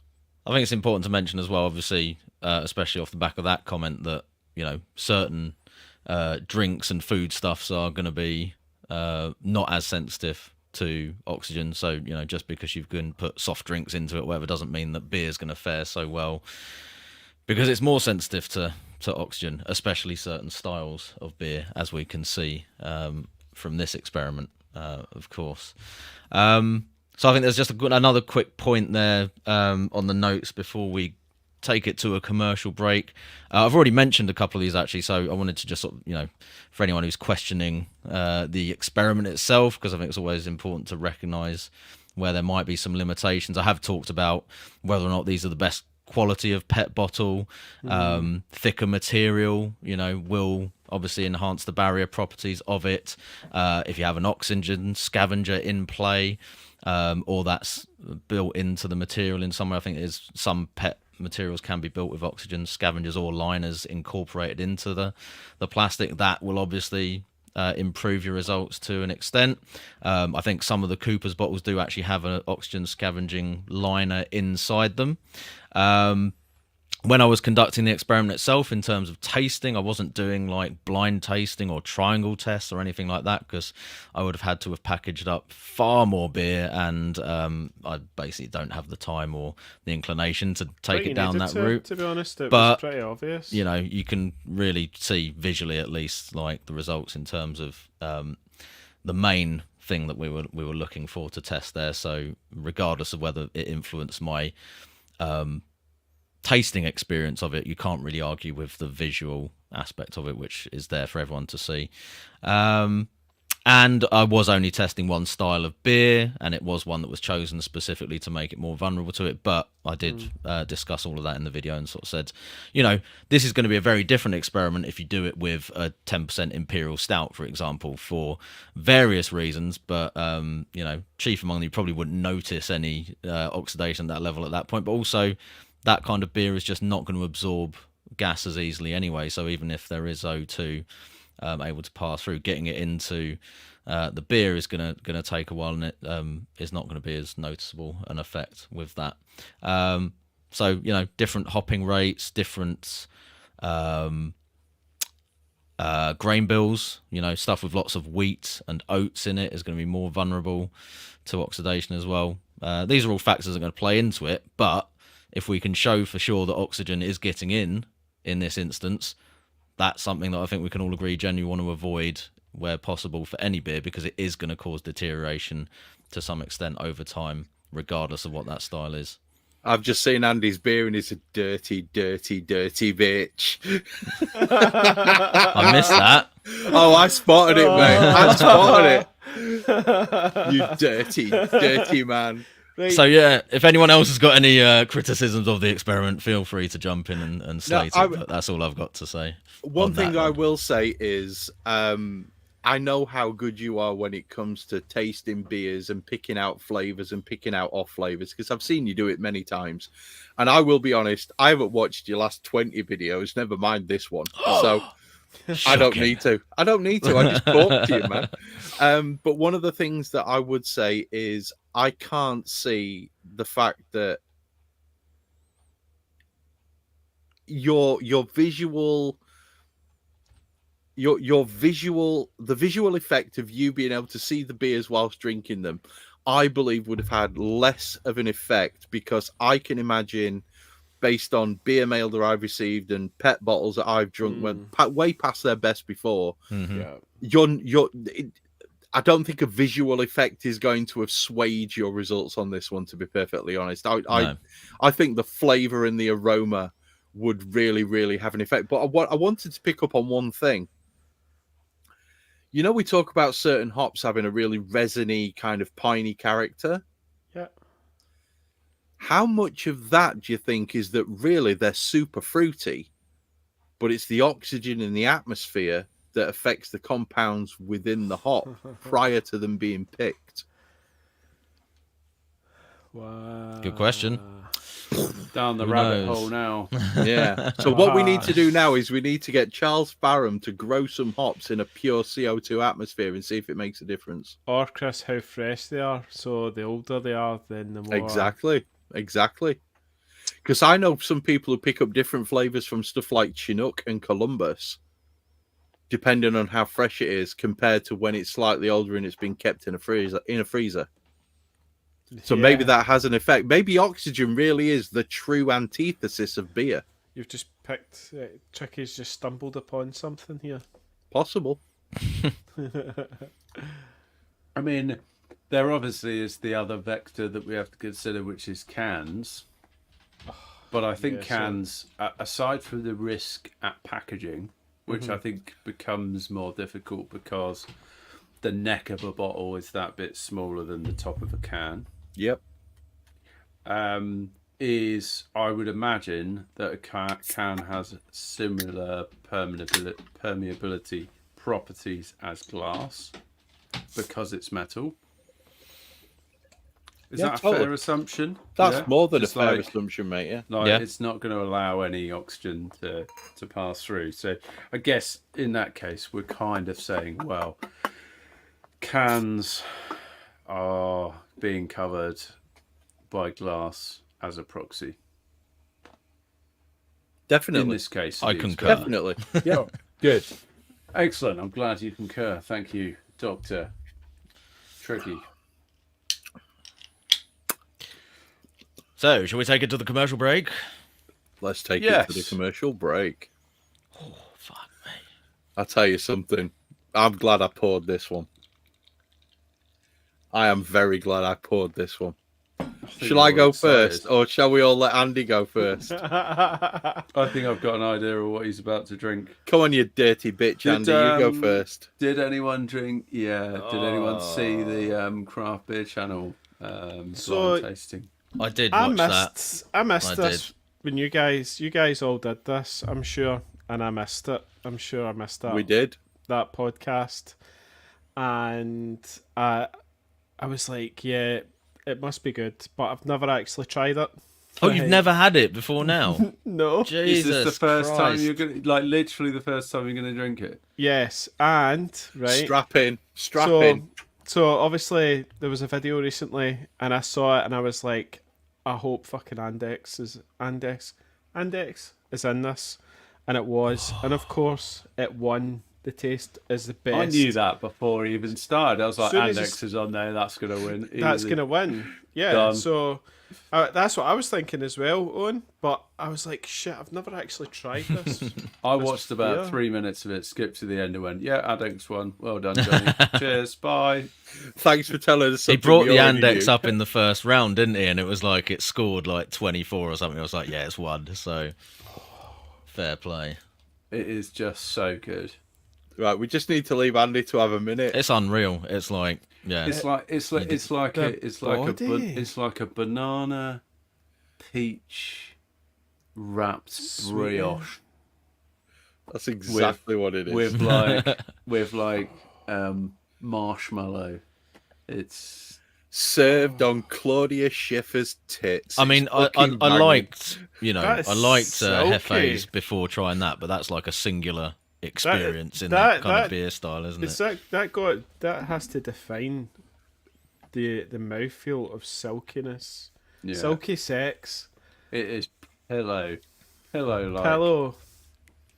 It's incredible. That is wank sock right there. That is imperial, that is imperial wank sock defined in a glass. Yeah, that's a royal wank sock. That's for sure. Come on then, Andy, mark it out. then. For anyone that's wondering what we're banging on about, please go back to around episode 19 to 20. And Yeah. No, it's way after that. Yeah. Oh, was No, Wank sock. Andex was. No, George- No, he's talking about. Oh no, I'm Wank sock. talking about. the Royal Wank Sock. Yeah, the yeah, Wank yeah. Sock Royale. Yeah. I wonder where that is these days. Where is the Where Royal it's Wank Stuck to the Sock? curtains. Wherever it is, it's a bit crispy. It's on the casting couch. I'm actually set to see this kept the list still. Oh boy. Come Oh, on, give yeah, us your review, Andy. Give us your review. well, it's just like a tropical banana. It's just like, the pillowy head. Like, it's just the color looks insane, and then I think what does this is it is the mouthfeel that just completes this beer. It is the Hefe banana that comes with it, but I think it's got to be the mouthfeel in it. It's just Do you get anything other than banana? not really. Do you? I remember like A wee bit of lemon, maybe a banana, tiny bit of it's lemon. Sweet up front. It's sweet, kinda yeah. I remember there cuts being to a dry. little hint of clove on it as well, but it is very banana forward for sure. Yeah. I remember it having like a bit of a Peach, apricot peach thing. peach, Yes, stone fruit yeah. thing. Yeah. The thing that always gets me about that It's the beer more than yeast. anything else is just you drink it, and I don't care what you've had Hefeweizen like beforehand. You drink that, and you're like, that is the literal best one on the planet I've Yeah, ever had. yeah, without a doubt. And there's nothing's beating that now. Nothing special about the beer. It's just perfection. It's nailed the style. Yeah, It's banging. it's probably And you're probably the 8th person to have that bottle as well. yeah. It's 'cause got the lovely roller marks on it. It's proper German. it's fucking banging. It's such a Yeah. great beer. So I might have put a beer merchant's order in, Chris. Just the one. Just the one that maybe had an Oktoberfest pack in it, plus 2 Andex. Nice. It was like they're doing a discount. I think it was at 25% off on that, Yeah. and then it Yeah, was they like had the mixed one as well, didn't Uh-huh. they? So that was the next one I got. it's got to be done. So you got the And then- Paulana, you've got all the Iinga, you've Uh-huh, got the uh-huh. HB, you've got Yeah. And then I stuck 2 of these in as well with it. only 2. Only 2. Idiot. Fucking amateur. Oh, It's So- so good. I've just found out that I think there is a probably American yeast supplier that supplies the Andex yeast. did Brett not harvest it? He He did. did, yeah. He sent me one of his Hefes made with it, and it was very good. It was. Yeah. I think he went a bit off piste with the amount of hops that he put into it, though. It's like, Oh, did he go sort of I think Hopperweizen? I think he's convinced himself that they're putting big fruity hops in it, but I'm not They're absolutely It'll not. be I'm Tet not. 9. down with that. Yeah. There's I no think it's just chance in their that. their treatment of the yeast is just getting it to express so much flavour. I mean, it would be I would think it would be very odd because the brewery's like super traditional, old school monastery based brewery as well, isn't it? It's I a feel? Yes, it monastery, is. Yeah. Yeah. So I can't imagine they're like Hundreds throwing of years. fucking Nelson into it. Or No, something. You know what I mean? No, Like- no, It'll no. be something like Tet 9. It's Yeah. Tetnang or Hersbrucker. It's one of the two. I think what makes it interesting I mean, I see where he's gone down that road because it is Actually, very fruity for a Hefeweizen, but I It just is don't. very Yeah, fruity. That's But the I yeast. think It's that I pure agree. It's yeast pure expression. yeast expression. no, I Yeah. think They are probably under pitching that. They're probably pitching a third of the recommended pitch rate on that one. I don't know, Chris. There's Oh, no that's a stressed yeast, mate. That's what that is. Uh, Yeah, you I can don't know. take it too far though, can't you? Yeah, could be you a can. factor. But it Yeah, could just that- be like a sweet spot on temperature with it, or But their what are they mash doing in the schedule, mash? or There's some- that's See, this is all about that mash. I think Yeah. they're doing something in the mash here to get that crazy body. Either I- that or there's I some also- very fit German birds bottling it. I also think that there's something interesting about the grist. That I don't think it's just Pilsner and wheat. I think based on the colour, I would say they're decocting it. they may decoct it, which would add that colour, or they're perhaps adding something like Oh, they could be something decocting it. else. I don't know what they're adding. And that's what's bringing the sweetness. Yeah, like are they adding Munich? Maybe. It's still quite bright. I You know what I honestly mean? believe that is just slightly decocted. Mm-hmm. Do you think? Yeah. I don't think there's much more in that. Oh, Little bit. shit. I've got to draw attention to. I'm sorry about the state of my arms, guys, but I was wrestling with a bobcat and I won. Yeah, Well done, mate. Big hairy bush. it was a big hairy bush I was fighting with. Yeah, up to his elbows in it. yeah. You need to ask the missus to manicure, mate. I was taking out some trees for next door neighbour, and I ended up fighting with rose bushes and fucking brambles. I Up won, your elbow, mate. fucked them up, but you know it was her. There's going to be none of my beer left if I don't go. Yeah, next. go on, hurry up. 'Cause Okay, so- I'm going to be in the same boat. I put an order in with Vocation and their versions beers. I went with the triple chocolate truffle naughty and nice chocolate stout at a staggering for me 8.4%. Now I've had naughty and nice. I've had pretty much every single version of naughty and nice, including the Sweet Temptations, which is probably still my favorite beer that they make. This is really good. It's not like, I mean, there's no head. It's just a pint of what looks like Coca-Cola that's a bit flat. But the flavor from it, you get the chocolate truffle. And you get loads and loads of chocolate truffle, and you get a creaminess that comes through with it. It doesn't drink like 8.4. It drinks like 4.8. It's a ridiculously sort of dangerous beer.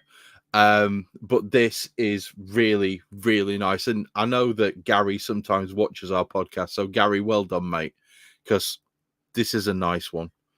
Really, really nice. And their Hebden Bridge tap room, for anybody who wants to go, you can get a train direct from Leeds, and it's a 260-yard walk from the train station, and it is recommended, especially if they have the Pastel de Nata 8.4%, I think it is, stout on, because that was legit as well. Creme brulee stout, mate. Banging. Really good. So, yeah, this is amazing. And all you get on the nose is just deep waves of chocolate. It's amazing. Oh, I do love a Castel Donata. I like 4 of them Yeah. because one is never enough. I they're would like agree with that donuts. statement. Yeah. They're like donuts. 1 box is never enough. It's amazing. And I would give this out of 5. I would score this easily I'd give it 3.95. It's a great beer. Solid score. Go on then, Tricky. I think you're nearly dry. Yes, so I've gone with a shock choice of brewery on my beer. I've got a Classic. Track. Where's Andy gone? Oh, you just dropped off. Bye, Andy. This is Yoke, which is a double IPA from Track, clocking in at 8%. It's a little bit of a collab with Eggers Hops, who are quite a small little New Zealand hop company, I believe. It says they're from the Muteri Valley in New Zealand. Mutare. Thank you, Chris. And it says the hops are Eggers Special. So I don't know if there's a particular variety that they've developed themselves, or whether that's a blend, not sure. And Rawaka. So yeah, I was basically anything I see from track that's got any kind of like New Zealand hop collaboration, I tend to grab whenever I can, because they're usually awesome. And I'm pleased to report that this beer is no different. As soon as I opened the can, it was like boom, massive sweet lime, passion fruit, grape kind of New Zealand hop character coming out of it. And yeah, the aroma's just absolutely stunning. The mouthfeel on, interestingly, like it actually reminded me of that kind of like really soft, kind of pillowy sort of mouthfeel that you get with like a red Hefeweizen, like the Andex. It's almost that that kind of character on the body and mouthfeel to it. It's quite sweet, but then it's got this really again beautiful kind of hop character to it. Lots of lime on the flavour, quite a bit of passion fruit, and not so much the grape. I think there's a little bit more of a kind of citrus character to this.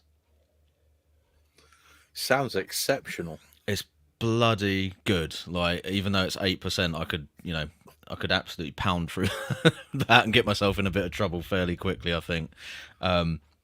Yeah, I think if you see anything by track and it's got any kind of like New Zealand, I mean, anything they do with New Zealand hops generally, but when they work with like hop companies specifically, I think they've done stuff with a couple of other New Zealand hop companies as well. It tends to yield some really fucking good results. So if you see Yoke by track, get that beer, because that's probably one of the best dippers that I've had this year, I think. So yeah, really, really impressed with that. And I know I'm a massive track fanboy, but this is like one of the best track beers that I've had recently. So yeah, Sweet. That's me done. It's hit banging. myself up with some track beers, I think. So I've been going on a bit of a back on the sort of Daya train, actually. I hit up Daya for a bit of an order, and just 24 cans. And I'm drinking Hokum Stomp, which is their classic English porter. Not seen that in a while. No, I was like, blast from the past. I'll try that. Got a couple of cans. Clocking in at 5.6%. It's a pretty well-known beer. For those that perhaps haven't come across it, this is an English porter which has a pretty complex malt bill. Lots of different chocolate and biscuit malts contributing to what effectively is like a lovely chocolatey caramel, quite complex porter, which I think probably is bordering almost into stout territory. Does their version come across as quite biscuity? I think there's a lot of flavours in there. There's definitely biscuit. There's like a lovely lingering dark chocolate flavour. That's the predominant flavour that you get from it. But they also make it with Bramlin Cross hops. So you get this kind of red berry aroma vibe in there as well. And I think that contributes to such a nice kind of flavour within the context of the darker malt as well. So I think that's an interesting choice for a darker beer. And it is beautiful. I've forgotten just how good this beer is. I mean, it's going to have to go some to be better than... Right. It's going to have to go some to be better than Graham's version, which was amazing. Yeah. What is that? Sorry, I get cut off, man. Hokum. It's Hokum Stomp. But Oh, on the no way, you nose, get you're the just getting actual- like the actual real deal. On the Wow. nose, you're getting How bark. similar is it? licorice, biscuit, dark berry fruit. Is it like the homebrew version, Owen, that you've had? Because we've done it quite a few times back Yeah. in 2000. I think to be 21, fair, I the think, recipe, which is from this book here, The little one. which we've The little talked a one. lot about Yeah. before, Mm-hmm. which is Cameron's Essential Homebrewing. The recipe in there is pretty legit, and we've all made at some point. I think I've probably done it 2 or 3 times. I'm sure we probably all have. Beer's insane. At least, yeah. And there's like a creaminess that comes through, almost like there's lactose in it. Might need But to go there's back not. to that one for a winter brew. Actually, it's around that time, isn't Such it? a good shout. Yeah, such a good shout. I'm very tempted to rebrew it myself. Tricky, And it do you is think? beautiful. It's such a fantastic smelling beer. It is in a more traditional porter stout format, right? This isn't. This is more trad with a little bit of nuance to craft than it is your craft stout, right? It's not your big impy adjective mega flavouring type thing. It's more traditional. But the body's up there with an it's, MP, is it's it? beautiful. Or is it? It's not. I mean, it's 5.6%, so it's got good body, but it's not like Yeah, thick. thick. It's not impy thick, you know. Yum yum. It's got a nice like off-white tan head. Would you check It's it? beautiful. I was just thinking, would you do? You were saying about the Holcomb, but would you do the Emperors again? Oh yeah, definitely. I mean, I've got quite a bit of that left still. Well, I say quite a bit of that. It's probably wishful thinking, but there's still some in the keg Oh, right, anyway. okay, so you don't. Yeah. So I'm not going to be brewing again, but I will. If not doing that beer, I will definitely be doing a version of that sort of recipe structure for sure. Yeah, as far as an MP, but yeah. I mean, a whole keg of MP it takes a while for me to get through at the best of times. I'm with you there. I've done an MP. I've done a few MPs. I just never get through it. I realised it, and also I think broadly speaking, MPs are just better made by other people. I don't know, Owen. You need to try this. Well, yeah, this I was going to recipe. say give this one a go, and you'll probably be Yeah. like pleasantly surprised by how close to commercial standard it is. I mean, it's. I don't want to like it was excellent, but I just don't think I'd drink it all. I wouldn't warrant making a whole keg I want of it. to. I don't know. I'm fairly. I'm thinking about lemonade. just bottling up everything that's left in the keg, and then so I can just like stash it, and then keg. I don't mind leaving it for a long time like that. It's a bit more of a pain if it's tying up a keg and a beer line for that whole period as well. Tricky. If you're going to bottle it up, make sure you use glass, mate. It'll definitely be going into glass. Don't worry about that. Just to drag it back to the topic of this one. Owen, mark it out 5. I think it's a solid 4 out of 5. Tricky, mark yours I out didn't of mark 5. mine. I'd go 4.5. Yeah, it's still really, really Andy? blowing me away how good that is. It's a 5, isn't it? 5, it's baby. a fucking great beer. And I don't think that's a 5 that any of us would argue with either. Nope, It's absolutely literally not. exemplar, for the style. Don't It's think a you can get any superb better. beer. It's a superb beer. I'm getting more of the cloth now. I think that's the first time in a long time that we've all had absolute bangers for our beers on the commercial break. Nice. Yeah. Now, I do think, just moving away from the commercial break a little bit, there are some worries that a few people may have when it comes to additional things based on Tricky's results. Yeah. As far as permeability goes. Yeah. Now, It's not the only place we're using pets, right? So not at all. Mm. So, should we worry about pet FVs? That is a good question. So there's a few other factors that we have to think about, isn't there? We'll get onto them in a minute, Andy. Yeah. Put your wank sock down. I think positive pressure. So obviously, a lot of us use pet fermenting vessels, the uni tanks, the cheap uni tanks that you can get, the Kegland and the Keg King ones. Yeah. They're all pet. Thick pet. It is very thick pet. It's quite chunky. It's also not very flexible, so I'm guessing based on the previous tables, we're looking at a higher degree of crystallinity within those. Yeah. Should we worry about them? Now, honestly, I've not seen that much to worry about from them. The reality is that there is a continuous CO2 pressure, which will negate to a certain extent some of the oxidation effects that could You've occur. got yeast consuming oxygen as well. You have got yeast in there that are going to be consuming it. Surface to volume ratio. Oh my god! I'm just going to sit back. I don't need to be the scientist now. You go for it, Tricky. That's it. That's all I've got. Anyone else want to You chip don't really in? want to be aging and No, yeah. I mean, I think that's probably where you would say I'm not going to leave it in there to lager for like 6 months in a pet. I do that. You've done that? Well, Yeah. maybe it'd be all right. this is where I remember when I started homebrewing and folks would be like, "Oh, I'm going to move it into glass." You remember we used to put it in big glass, the big Demijohns, bubbler and all that. Yeah, but the big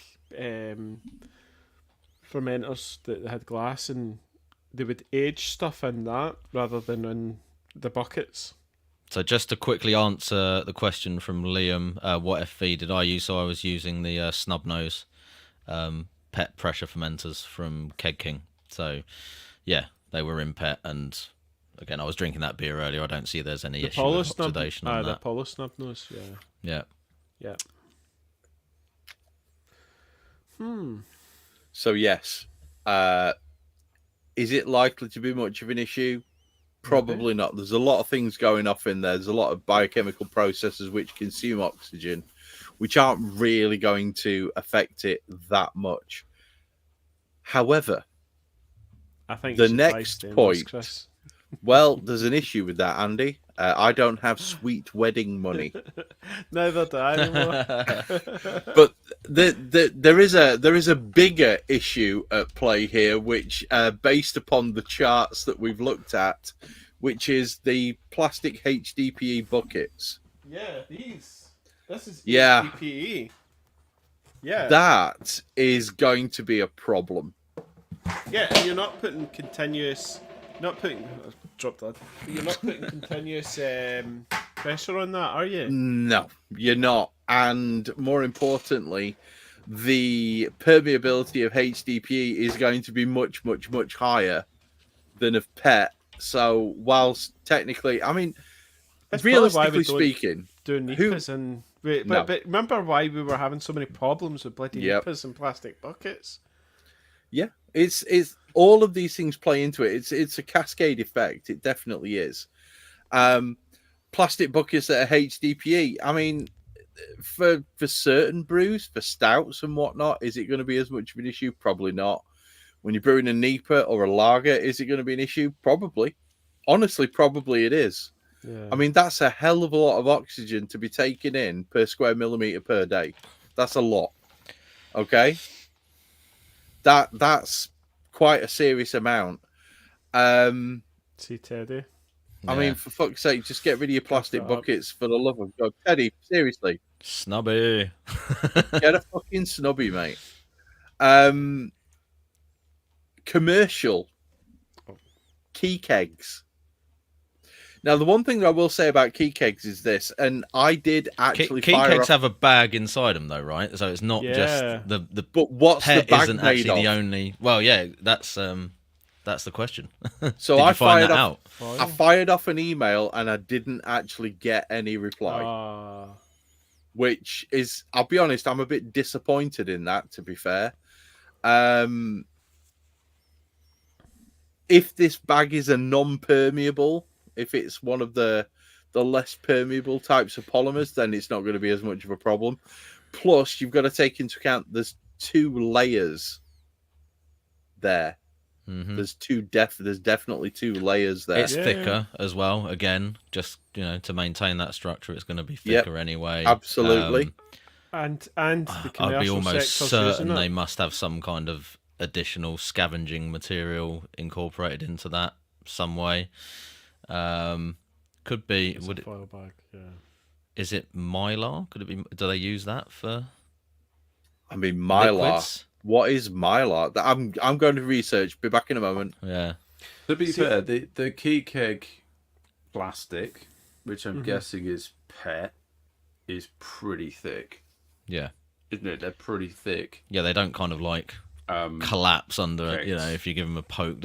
No, they're pretty sturdy. Hang on. Mylar, also known as BOPET, biaxially orientated polyethylene tetraphthalate, is a polyester film made from stretched PET. So it's PET inside PET. There you go. Okay, interesting. All right. If that's what they're using, we don't know that is what it actually is, but No, that's what it says. If it's Mylar, so yeah, there we go. It's a polyester film or a plastic sheet. It's a registered trademark owned by DuPont, and it's made of polyethylene tetraphthalate. There you go. right, okay. Which is So pet. it's PET within PET. PET But, inside PET. so then you've got a really thin layer of PET, But then is it? protected by a very thick layer of PET. PET. What's the permeability values on that one? So there we go. The other thing that has been put onto the notes, which to be honest I'd not actually taken into account, is the Oxybar PET, which based on something that Drunk Delilah, which is our good old friend Stewie, is saying if it's got Oxybar, I presume Oxybar stands for oxygen barrier. Yeah. It's probably got some sort of liner within it, which is reducing the oxygen permeability of it.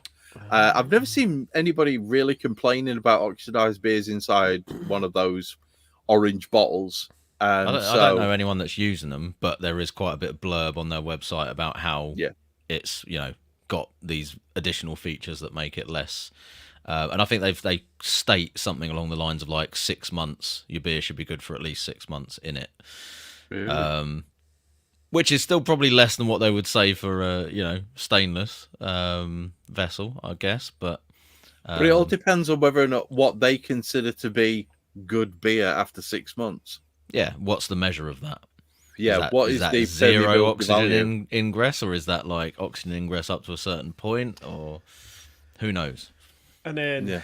was it our Citra pills? I put in that. Was it the Keg King? What's the fermenter called? No, it's fermenter, but it's Fermenter King Jr. Fermenter King Junior. So it's sitting in the kegerator and that, and you're thinking, oh crap, that's sitting in it, but it's still coming out quite. Have you ever pale. noticed any No, ill it's- effects from that compared to a stainless keg though? Because like you've got, It's crazy you must have pale. some experience of that. Tricky. It is still coming out super pale. It's not. Yeah, and it's hooked up to CO2. And you haven't seen the like hop flavor go down any more rapidly than No, what you would normally expect. No, no, totally. So, I think but then I it think, does I raise think questions. you do rely on your instincts. You do rely on your learned experience. You do Yep. reflect on that, and you start to figure patterns out because that's what we do as humans. Mm-hmm. And I think you would notice that you. I sense like you've not got any inkling that that's producing No. a worse beer. No. It's just making you worry about it now because you're like, Yeah. if it's happening It's in bottles, pet. is it happening in this? Well, Andy I'm sent me a long message term. saying I'm going to ditch that Fermenter King, and it's Yeah. like, well, if you've not had any issues, then why would you bother? Yeah, chill, man. It's an excuse to buy another keg, isn't it? That's what The it is. super handy thing with it is you know how much beer's left, Yeah. right? That is the coolest thing ever. I can look, still got half a keg. It's fine, I didn't even you think know? about that. That is a massively like It's like cool, so cool. aspect. Yeah, of it. yeah. You can see how much beer you've got left. A lot So- easier than putting like glass windows into your stainless steel kegs. I wonder what the permeability value of something like Perspex would be. Oh, I'll tell you what though. Just on that note, that reminded me of something. I did see on one of the Facebook groups a cool thing where people had put temperature sensitive sticky lines. I've already got onto it. a It's on keg. order. Have you It's done on it? order. Have It's you on ordered it? order. Yes. Have you got a link What's for that? this? Because I want to get I some. found it today. So you can What get is it? like cold sensitive like Tape. tape, and you can put it on the keg, and the colour will change as the beer goes down the keg. Oh. Yeah. But isn't it, if it's all at 3 degrees, surely it's all just the same It's colour? for when you isn't it? fill in the keg. Oh, right. No. But you can kind of tell that anyway, because the keg condensates, is it? Is it not going to Yeah. work at all if it's in But the cause, condensation is slower than the actual transfer process. Yeah. I mean, I think it's a brilliant idea. Try it. Gonna try it and let Well, us anyway. know. Well, And if I it ordered works- 3 meters. even of if there's a tape, very slight difference between the Uh-huh. liquid level and the top in the freezer, that would still be useful, wouldn't it? So definitely. Oh, right. So we let us don't know. think it would actually work for telling you how much. well, now beer's that you left say in the it, keg. it's like surely Not in the the metal kegerator, would just no. be the same temperature all the way up, wouldn't it? But Yeah. maybe I got a bit more excited over that than I should. Oh, no, I got it purely for filling kegs. You ought to buy one of those Plato. Wi-Fi enabled scales for each keg. Just buy a Plato What, keg. that company that sacked Went off the homebrew bust. market completely and just went, fuck you all, we're not supporting these products anymore. Oh, What was a it bunch of Plato? dicks. Yeah, they're absolute, Plato. Knobheads. absolute dickheads. So yeah, let's hit some concluding thoughts, and we might be able to wrap this one up in under 2 hours. Personally, from my standpoint, just interpreting Tricky's results, Oh. bottling glass, people. There we go. Move on. Next. Basically it, yeah. Boiling But- glass, keep it cold if possible. Excuse me, sir. Excuse me. What happens when you've just literally not long put in an order for like 2 boxes of flipping? Well, you see, Yeah. what you could do with that, Andy, I'm is sure I've you got could like 120 bottles or something. you could Like- sell them to somebody who doesn't watch the podcast, and you could buy 120 bottles of Andex, and then use those bottles to put your beer in. Yep. That's the one, that's I'll what be we wanna rinsing this one out and taking the labels off. Yep, me as well. The glass Keep is the- super Try and there, try and you know. harvest some yeast out of it, mate. That's what we're gonna be doing. But do you know? So that here's the thing to notice is the thickness of glass. So the German stuff, the glass Yes. is way thicker because they have to. Higher carbonation. Because no, but also they have to reuse. It's for right? So it has reusability, isn't to. it? Whereas the Williams brothers stuff up here, I've noticed because Dell uses that for his homebrew and gives us it out. The glass in that is way thinner. Like it's super thin, and it's obviously a one-time use sort of thing. So yeah, German beer bottles.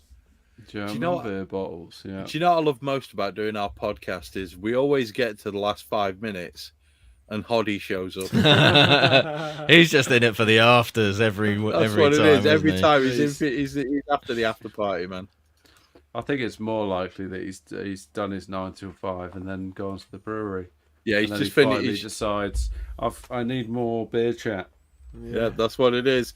Quick question from Teddy G. For those of you who've done it, explain what he needs to do to grow up a starter.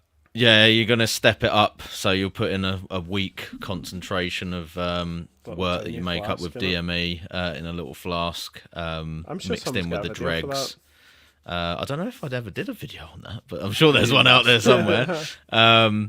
But yeah, so you'd make maybe like a 10-20 strength, do like a sort of 150 to 200 mils of that, grow up the dregs in that, and basically then just step that up. So maybe do like a 500 or 600 after that, and then up to sort of 1.5, 2 litres. And you can usually do it in about 2 or 3, well, yeah, probably 3 steps. It'll probably take what 5 days. And obviously, if you use more bottles, you can do it more easily as well. So if you drink a few bottles at once and then, But then pull the you dregs don't- of all of them in one go. Here's the problem with this Andex. You want to stir the yeast in. Yeah, that's a good point. Yeah, that's probably gone into Part the of the glass pretty flavour. much. There's nothing left in I there. had a but look. There's nothing in there because I was. Yeah. Swelled it all up. But I mean, Vice beers are probably one of the easiest ones to do that with, because it's literally part of the style to have live yeast in the bottle. Yeah. And from what Brett did, I'm pretty sure that that's it's also looks like it's the actual main fermentation strain that's in the bottle as well, rather than a Yeah. bottling strain. So, and obviously not like pasteurized or anything like that, which would kill it off. A lot of bottle conditioned beers in the UK are bottle conditioned but pasteurized, which is not going to get you yeast out of it. Yeah. There you go.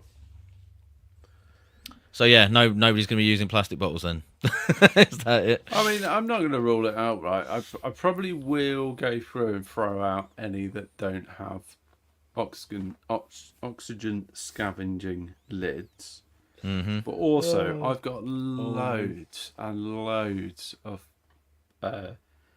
pre-used or used Yeah, same here. bottles, and I am thinking, you know what? Pre-loved pet Pre-loved, bottles. yeah, pet bottles. Yeah, is it worth keeping those? Probably Is it not. worth keeping those? Yeah, good question. Probably not. They're also taking up a load of space in my garage, so I can just get rid of those. But if I had new pet bottles, if I was just sending beer mail based on that data we looked at, I would just be telling people, writing on the label, like, drink within 3 days. Yeah. You know, That's cool good and drink shout. straight away. Yeah, just general advice. And I think if anyone sends me beer mail and it's in bottle, I am going to just cool it and try and drink it as quickly as possible. No, Yeah. definitely that. I'll still use them for taking beers to homebrew club and things like that. And if I know that somebody's coming round, I just want to give them a few beers, or I'm going to visit family. Yeah. It's still That's easier what I to did today. transport beer that way. You know, it's easier to bottle into it. Just in terms of not having to worry about, you know, having enough glass bottles available for a start. I don't buy them, so it's always relying on me getting that yearly influx of German beer bottles around Oktoberfest time. You need to get. I'm waiting for that fucking little Andex box to come back out as well. Oh, Like, yeah. I was where's Googling that? that. It must be time nearly. Because that was 25 quid to be paid for like 10. Yeah, And but they you were like- smashed the shit out of them as All well. bangers They were as well. insane. Yeah. Yeah. I think what we need to do, boys, is we need to call this one here, and we need to have this discussion in the after party. So, guys, Agreed. if you're a Patreon, on Discord, in the podcast announcement forum, there is a link. If you are in the beer group that we have on Messenger, there is a link. And if you want to click the link that's in the chat just above, I've linked it up. That is the after party link. That was an amazing, really, really good, very informative, very cool, very well done experiment. So Well done, thanks Chuck. for that idea, Owen. And You're welcome. and thanks to Tricky for Anytime. actually doing it. Which, Well to be done, fair, Owen's the ideas man. Tricky is more the engineer. And we've got it. We've got the results. And to be perfectly honest, I think that the results that we've got are exactly in line with what we expected. From a material science standpoint, they are exactly in line with what we expected. And to be perfectly honest, I just think that if you're sending into a comp, if you're not bottling in glass, you're missing a trick. And I just want to say, screw you, Brolosophy. It wasn't inconclusive. Yeah. We triangle there you tested go. that bitch, and it was not inconclusive.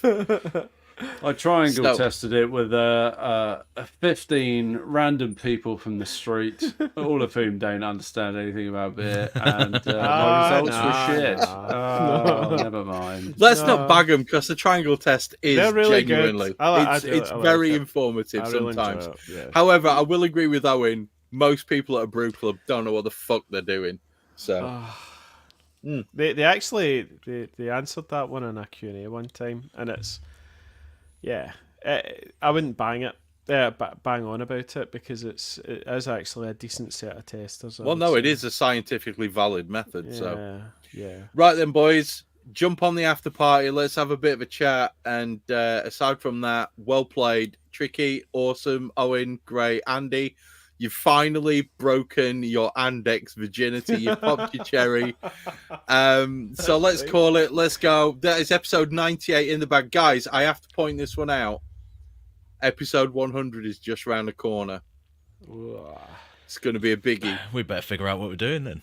I already know what I'm doing. It'll be good. I think it might involve some German beers. Well, That's what I was thinking. let's look at the timing. It's right at the end of September. Yeah, I can hear the fucking umpire band now. What happens at the end of September? Lederhosens. It's going to be Oktoberfest on the Hop Edition. Let's fucking go. Get the pretzels out. Yeah. Absolutely. Right, boys. I'm Say up for bye-bye and thanks for coming. Bye-bye. Goodbye. Cheers, guys. Great podcast. 98 Cheers, in the bag. everyone. See you on the Cheers. after party. Peace out, people. Love y'all.